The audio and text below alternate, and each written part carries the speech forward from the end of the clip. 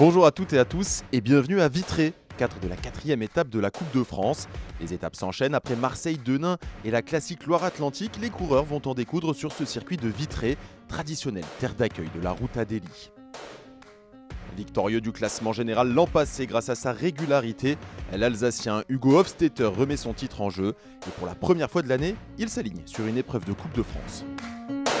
Je pense déjà un peu de notoriété et puis après c'était aussi un bon pour un peu pour ma carrière. C'est quand même une reconnaissance déjà donc de gagner la Coupe de France, le général. Donc voilà, c'est je pense surtout ouais, comme dit de la notoriété. Après je pense pas que ça soit non plus faut pas que je prenne ça comme un aboutissement, mais voilà, je pense que c'est déjà une très bonne chose pour ma carrière.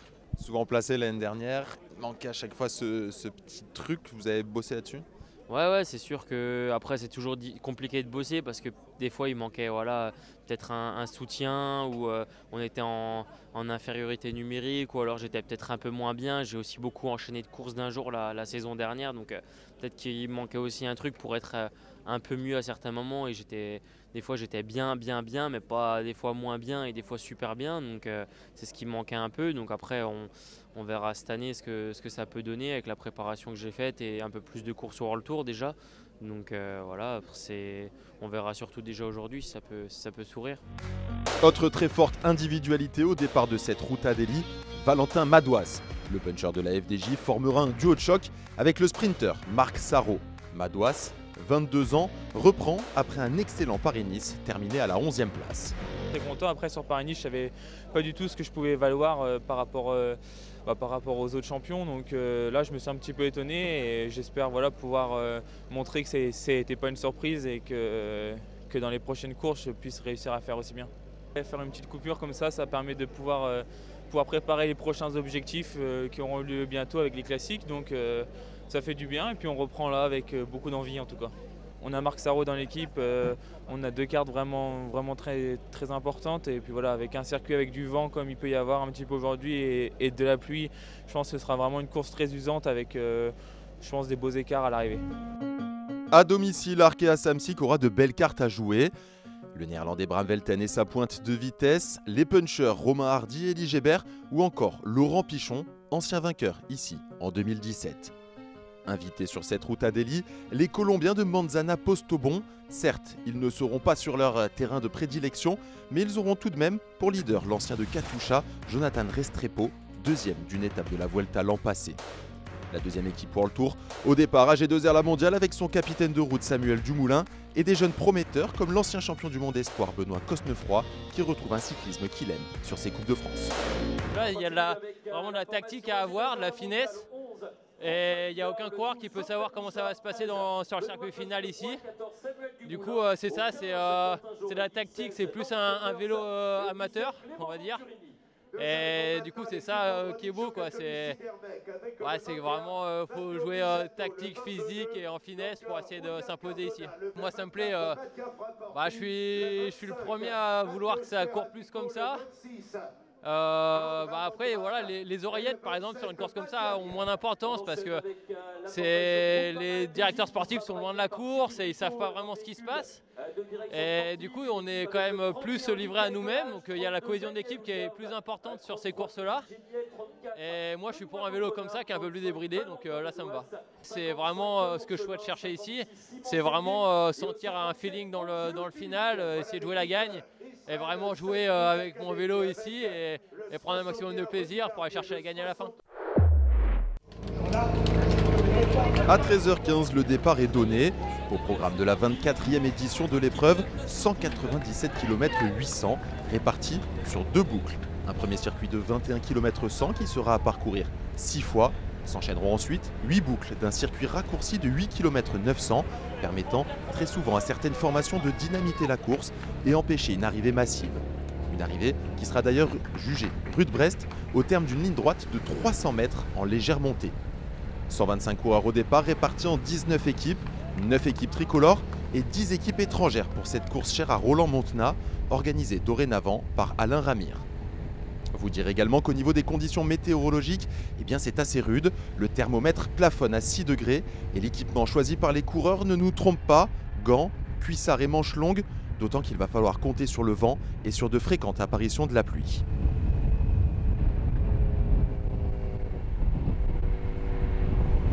Conséquence ou non d'ailleurs, l'échappée a beaucoup de mal à se former et ce n'est pourtant pas faute d'attaque. Alexis Guérin de Delco Marseille-Provence en compagnie de l'Italien Leonardo Fedrigo ont pris quelques longueurs d'avance, mais vous le voyez derrière, le peloton est vigilant et très vite, il reprend les deux fuyards.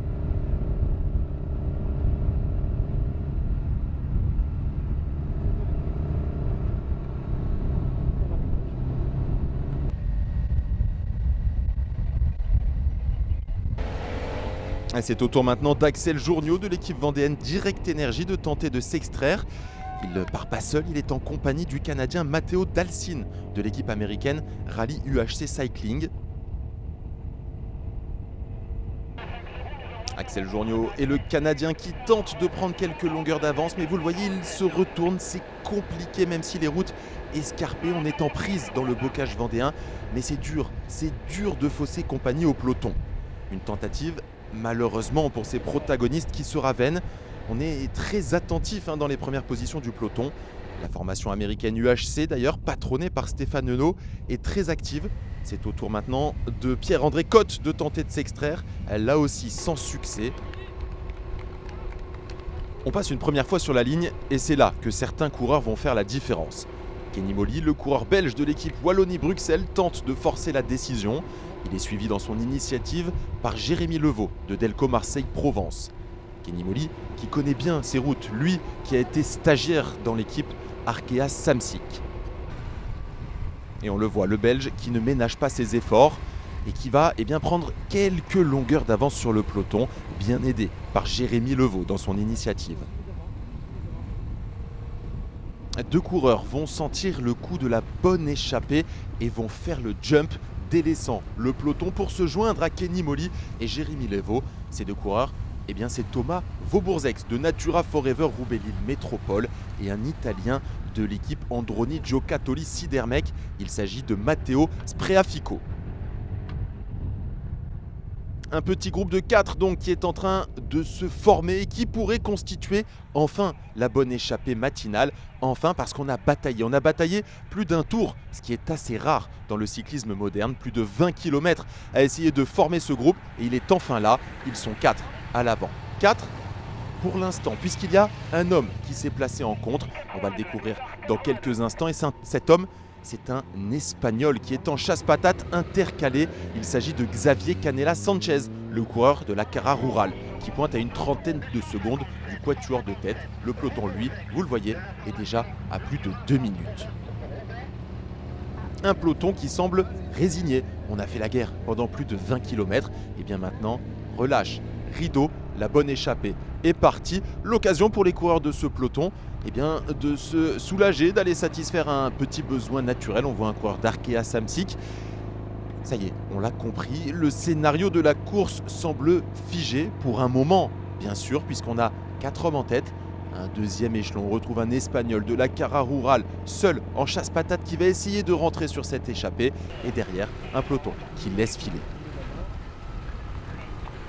4 hommes devant, donc on rappelle leur identité. Il y a à l'image Kenny Molly, le Belge de la formation Wallonie-Bruxelles. Juste derrière lui, le coureur intéressant de Natura Forever Roubaix-Lille Métropole. Il s'agit de Thomas Vobourzex. Juste derrière l'Italien Matteo Spreafico d'Androni Giocattoli Sidermec. Et enfin, pour compléter ce quatuor, Jérémy Levaux de Delco Marseille-Provence. On repasse une deuxième fois sur la ligne. Et vous le voyez, la jonction va être effectuée par le coureur espagnol de la Cara Rural. Xavier Canella Sanchez a fourni son effort. Il peut revenir sur le quatuor qui l'a légèrement attendu, qui s'est relevé. On est plus fort à 5 qu'à 4, forcément. Et on va en avoir besoin de force parce qu'il reste encore énormément de chemin à faire pour rallier l'arrivée. Ils sont 5 à l'avant, 5 à espérer la victoire à l'arrivée, mais derrière il y a un peloton qui va s'organiser pour essayer de rentrer sur eux, d'autant qu'ils ont pris de l'avance très rapidement, plus de 5 minutes d'avance pour les hommes de tête. Cet écart qui va continuer d'augmenter, plus de 7 minutes alors qu'il reste 130 km à parcourir pour les hommes de tête. Derrière, la poursuite s'organise, Groupama FDJ et Arkea Samsic se relaient en tête de peloton. Le scénario semble figé, l'occasion pour nous de nous intéresser à Joseph Areruya. Le coureur rwandais de Delco Marseille-Provence va écrire l'histoire. Dans une semaine, il va devenir le premier coureur d'Afrique noire à participer au mythique Paris-Roubaix.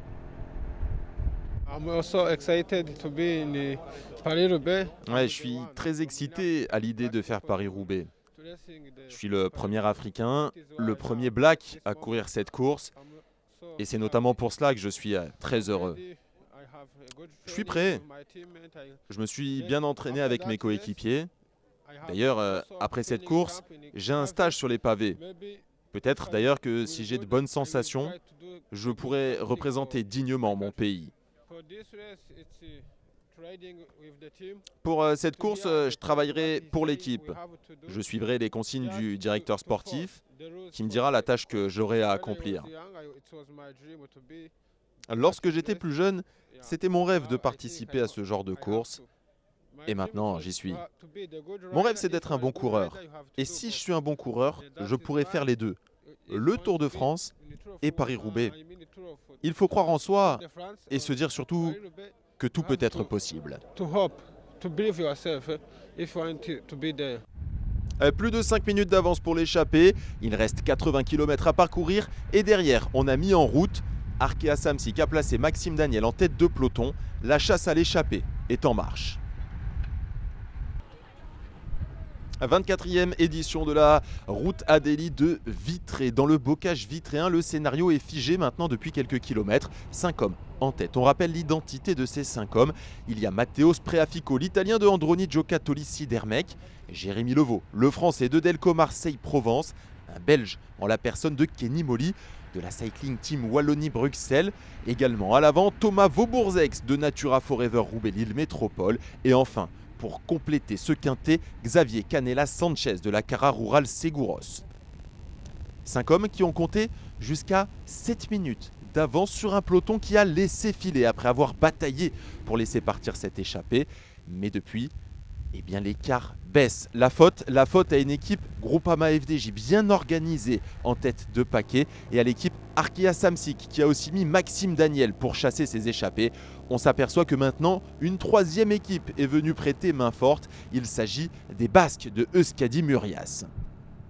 L'écart sensiblement a fondu alors que l'on repasse pour la dernière fois sur la ligne d'arrivée pour clôturer les grands tours de circuit. On va maintenant s'attaquer aux petits tours de circuit. Ils sont longs d'un petit peu plus de 8 km. Cela va devenir très tendu. Il reste désormais 8 boucles du second circuit à effectuer. Petit circuit qui va être favorable aux attaques. Pour l'instant, le peloton semble maîtriser la situation. On se dirigerait vers une arrivée groupée. En cas de sprint, eh bien, on va recenser les sprinteurs qui seraient capables de s'imposer sur cette arrivée à Vitré. Il y a évidemment Marc Sarraud de la Groupama FDJ, Thomas Bouda, Hugo Hofstetter, Clément Venturini qui pourraient éventuellement jouer leur carte. Ça bouge dans le peloton qui va certainement condamner cette échappée. C'est Elie Gébert, le puncher de Arkea Samsic qui est en train de secouer le cocotier. Elie Gébert que l'on a déjà vu s'illustrer notamment sur le Tour de France. Lui qui l'a déjà couru 2 fois malgré son jeune âge. Là il essaye de partir, il est bien suivi par un coureur d'AG2R La Mondiale. Il semblerait qu'il s'agisse de François Bidard qui a sauté dans la roue d'Elie Gébert. Derrière ça réagit aussi avec un Vital Concept B&B Hotel. Il semblerait que ça soit Cyril Gauthier.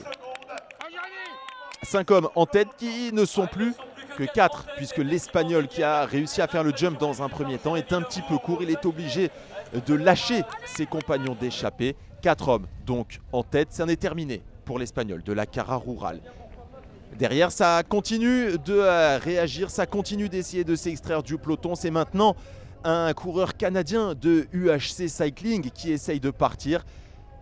On voit derrière ça continue de maîtriser avec les Groupama FDJ qui sont impressionnants. C'est eux qui gèrent l'allure du peloton depuis le début. C'est eux qui sont encore bien groupés derrière le groupe de contre. Et les écarts qui ont sensiblement chuté. Il n'y a maintenant plus qu'une petite minute d'avance pour les 4 hommes de tête. 1 minute d'avance sur un peloton lancé à vive allure. Vous le voyez, il est très étiré dans les rues de Vitré. Preuve que ça a vraiment mis en route, que le dénouement de cette 24e route Adélie de Vitré est en train de se jouer sous nos yeux.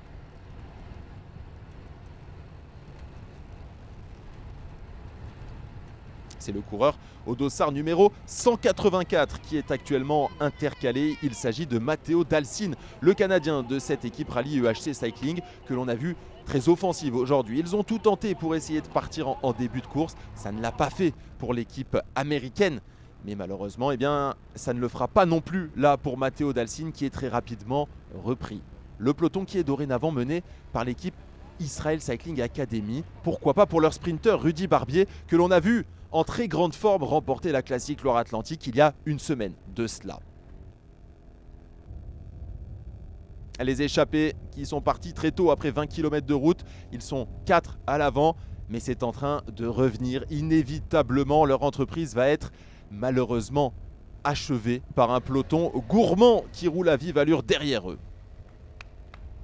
Kenny Molly tente le baroud d'honneur. Le Belge de cette formation Wallonie-Bruxelles, le supporter d'ailleurs du Racing Club de Lens, jette ses dernières forces dans la bataille. On passe une nouvelle fois devant cette ligne d'arrivée. Le public, nombreux comme d'habitude, s'est massé au bord de cette route de Vitré. Les images sont toujours très belles avec cette foule dans ce virage aux 300 mètres de la ligne. Et derrière, eh bien, c'est désorganisé. Il y a Kenny Molly qui est devant et un coureur de la Groupama FDJ qui essaye de faire le bon, qui essaye de fausser compagnie au peloton. On n'arrive pas à suivre. Derrière, c'est compliqué. Il y a un coureur d'Arkea Samsic aussi qui essaye de tirer son épingle du jeu. C'est complètement désorganisé. Plus personne n'assure la poursuite. Et il y a un coureur de la Groupama FDJ qui est parti seul en contre pour revenir sur Kenny Molly qui est le dernier rescapé de l'échappée matinale. Et ce coureur de la Groupama FDJ, eh bien, c'est Valentin Madouas, le puncher excellent depuis le début de la saison, à son avantage lors du week-end de la classique Drôme-Ardèche où il a terminé 2 fois deuxième. À son avantage également du côté de Paris-Nice, à l'attaque sur l'étape de Pélussin et également très bon, 11e du classement général. Il s'étonne depuis le début de la saison, il nous l'a dit dans l'interview d'avant-course. Kenny Molly qui pour l'instant parvient à rester dans la route Valentin Madouas, mais on voit que c'est dur, que c'est compliqué pour le Belge qui s'accroche, qui essaye de rester sur le porte-bagages. Mais Valentin Madouas fait forte impression. On sent que ça ne va pas durer longtemps pour Kenny Molly.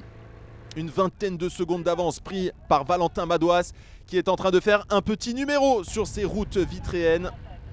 Et maintenant, eh bien, vous le voyez, il est tout seul Valentin, tout seul lancé pour espérer aller décrocher la victoire. Mais il y a encore énormément de chemin à parcourir. Il est parti alors qu'il restait 3 tours de circuit, 3 fois 8 km. Vous l'avez compris, il est parti de très très loin, mais il se sent bien, Valentin. Il semble aérien, en tout cas il fait très forte impression au public. Il reste maintenant 2 tours à parcourir et il continue son petit numéro solitaire, Valentin Madouas. Il sort d'ailleurs d'une semaine de préparation du côté de Nice où il est parti en compagnie de son ami David Gaudu. Là-bas, ils ont beaucoup roulé. Il a coupé après Paris-Nice ce petit stage du côté de Nice pour se refaire la cerise. Et le voilà là à l'attaque juste avant des classiques ardennaises où il espère évidemment briller. Derrière, la chasse, elle est menée par un homme, Pierre-Luc Périchon de l'équipe Cofidis qui est en train de rouler, pourquoi pas pour favoriser les dessins de son leader, Hugo Hofstetter, le dernier vainqueur du classement général de la Coupe de France. Une vingtaine de secondes d'avance donc pour Valentin Madouas qui est en train de piocher mais qui continue de résister, qui continue son numéro en solitaire. Et même s'il ne parvient pas à rallier l'arrivée en vainqueur, eh bien ce petit numéro pourrait servir à son collectif, pourrait servir à son équipe de la Groupama FDJ, puisque oui, si lui, il est devant, derrière, eh bien, on n'a pas besoin de rouler. Même si, eh bien, vous le voyez, l'écart est en train de se resserrer sur ces longues lignes droites. Le peloton a en ligne de mire Valentin Madouas, un peloton qui est toujours mené par les coéquipiers de Hugo Hofstetter pour la Cofidis. Est-ce qu'il va tenir? Est-ce qu'il va réussir à résister? En tout cas, il va passer une nouvelle fois sur la ligne d'arrivée. Ça sera la dernière. Le dernier passage avec la petite cloche qui va résonner. Il reste 8 km 900 donc à parcourir pour Valentin Madouas qui est toujours en tête. Lui qui a entrepris cette initiative solitaire il y a de cela maintenant 2 tours. Et qui compte maintenant bien plus que 6 secondes d'avance sur un peloton avec des attaques. C'est Julien Simon qui vient de passer à l'attaque, le coureur de la Cofidis Solutions Crédit, qui est en train de revenir. Il est avec un autre coureur de la Groupama FDJ. Bien, c'est Valentin Madouas, c'est rentré. Ils sont 3 maintenant en tête. Le final complètement fou de cette 24e route à Delhi de Vitré. Julien Simon, donc le puncher de la Cofidis Solutions Crédit, excellent sur Milan-San Remo, qui a fait une très belle montée du Poggio. et qui semble donc en jambes. Mais derrière, c'est en train de se regrouper et on se fait finalement absorber. Le peloton qui est groupé avec un Delco Marseille-Provence qui est en train de rouler. Ils ont un sprinter Delco Marseille-Provence. Il s'agit du Romain Grossou. La flamme rouge, on va arriver groupé maintenant. Il va y avoir un sprint dans les rues de Vitré. On est lancé à très vive allure. Ça va très vite. Il y a évidemment un final dangereux avec une descente 3-4 pif-paf. Il faut être placé aux 500 mètres pour espérer l'emporter. Toujours un Delco Marseille qui est en train de mener. Et c'est Grossou en personne, le Roumain, qui ouvre la piste. Derrière, eh bien, il y a une chute d'un Cofidis. Et les Groupama FDJ qui sont parfaitement bien placés. Ils sont encore en surnombre à l'arrivée. C'est eux qui sont en train de mener. Grossou qui est en train de faire son effort. On est maintenant aux 500 mètres. C'est de plus en plus compliqué. Le dernier virage. Il va y avoir maintenant un sprint qui se lance de très loin avec Bram Velten qui est revenu. Le coureur d'Arkea Samsic qui fournit son effort. Marc Sarrault qui est juste derrière. Marc Sarrault qui parvient à déboîter. Et la victoire de Marc Sarrault, sa 3e victoire de l'année. Le Port-Hollandais termine à la 2e place. Marc Sarrault donc est le vainqueur. Bon voilà, putain, il faut mieux prendre.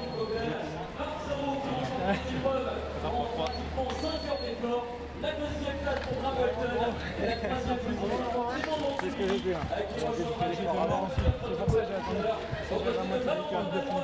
J'ai bouché le trou et j'y allais. Bien mon track. Je me suis fait la peau pour perfect. Good job Dani.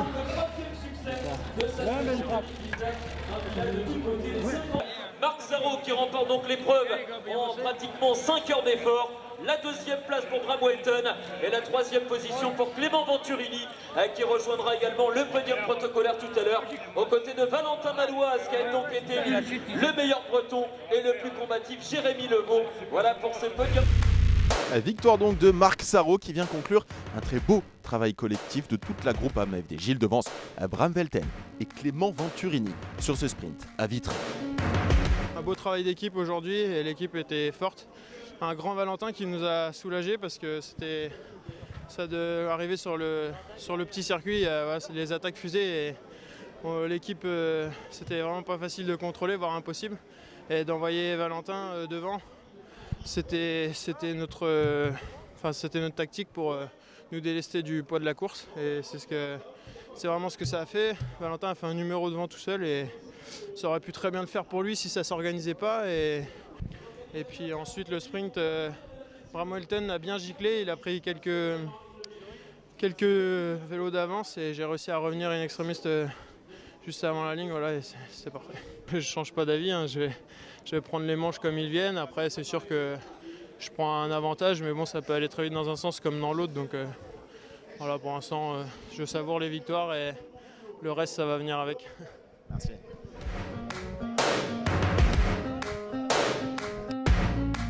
Au classement général, Marc Sarrault compte désormais 70 points d'avance sur son dauphin Rudy Barbier. Arrivé dans ce classement de Bram Velten, qui fait un joli 2e aujourd'hui. C'est important le dernier virage, dans 500 mètres avant l'arrivée. Et toute le coureur veut une bonne position là. Et je suis, je pense, 5e. Ouais. Et après, c'est pas possible pour passer. Et avant le dernier virage ici, j'ai parti mon sprint et Sarrault passait moi juste avant l'arrivée. Je suis content avec une 2e place aussi. La week-end dernière, je suis 4e. Avant, je suis top 10, top 5 et maintenant top 3. J'espère la prochaine fois le premier victoire. Merci à tous d'avoir suivi cette 4e manche de la Coupe de France, la Route Adélie de Vitré, avec la belle performance collective de la Groupama FDJ conclue par un excellent Marc Sarrault. La suite de cette Coupe de France, rendez-vous dès dimanche pour la Route Tourangelle.